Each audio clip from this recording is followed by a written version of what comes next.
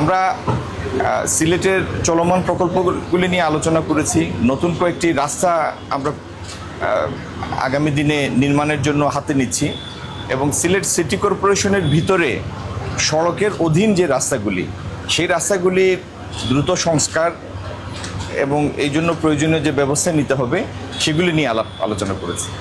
আগামী এই শীতে বৃষ্টি উঠে যাওয়ার পরে যাতে সিলেট শহরের ভিতরে সড়কের রাস্তাগুলি আবার পূর্ণ মানে উন্নীত হয় এবং সিলেট থেকে যে ফ্রেঞ্চগঞ্জ হয়ে যে রাস্তাটি মৌলভীবাজারে গিয়েছে রাজনগর হয়ে, সেই রাস্তাটিকে প্রশস্ত করার ব্যাপারটি নিয়ে আলাপ হয়েছে। একইভাবে সিলেটের এয়ারপোর্ট থেকে লাক্কাতুরা পর্যন্ত এবং লাক্কাতুরা হয়ে টিবি গেট পর্যন্ত একটি বিকল্প রাস্তা করার ব্যাপারে আমরা প্রকল্প হাতে নিচ্ছি এরকম ফুল। এবং যেটি সাহেবের বাজার থেকে আমাদের খাদিমের কালাগুল বাজারে যাওয়ার পথের যে রাস্তাটি, এই রাস্তাটি আমরা এলজিডির মাধ্যমে প্রশস্ত করা এবং সেটি একটি কংক্রিটের রাস্তায় রূপান্তরিত করার, এই সমস্ত বিষয় নিয়ে আমাদের মধ্যে বিস্তারিত আলাপ হয়েছে।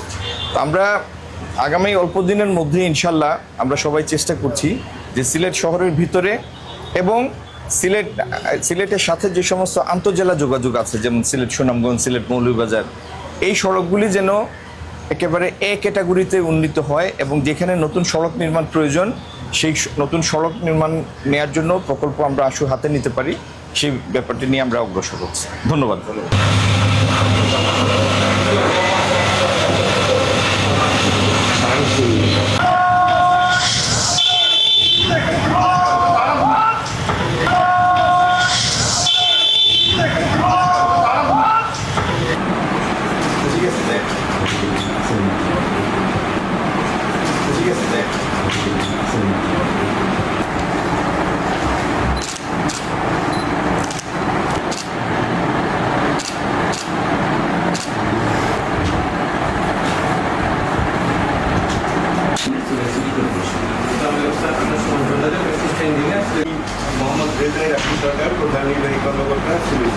স্যার, আমার নাম মোহাম্মদ জামান চৌধুরী, আমাদের জেলা প্রশাসকের আদর্শ দপ্তর প্রকৌশলী মৌলভীবাজার সড়ক স্যার। আমি ডক্টর সালাম আলাইকুম স্যার, আমি জাহাঙ্গীর